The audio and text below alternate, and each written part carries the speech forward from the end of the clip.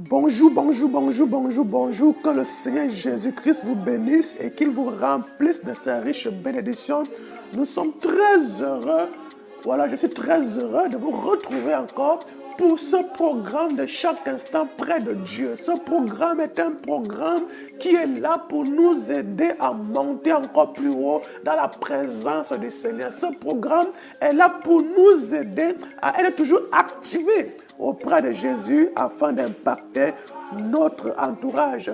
Ce matin, nous allons lire Romains chapitre 12, le verset 21, la traduction parole vivante. Voici ce que dit cette traduction dans Romains chapitre 12, verset 21. Je lis dans le nom puissant de Jésus. Ne laissez jamais les rênes de votre conduite entre les mains du mal. Au contraire, prenez l'offensive et triomphez de lui par le bien. Alléluia. Voilà un très grand pouvoir que nous ignorons souvent. Voilà un très grand pouvoir que nous avons entre nos mains. Il est question aujourd'hui de triompher, de prendre l'offensive au travers du bien sur le mal. C'est le bien qui vient vaincre le mal.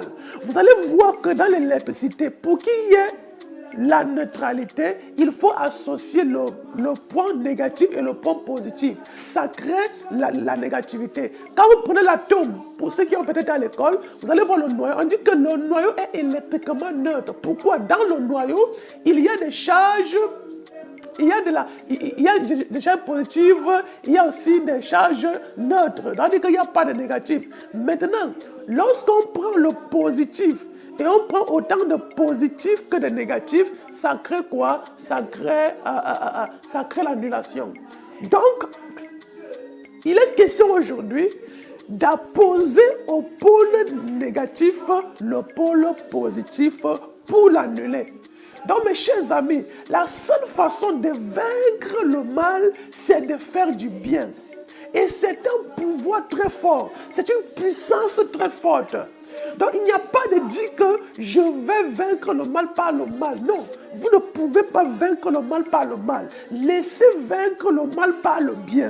C'est pourquoi dans cette tradition que j'ai tant aimée, c'est qu'il faut prendre l'offensive.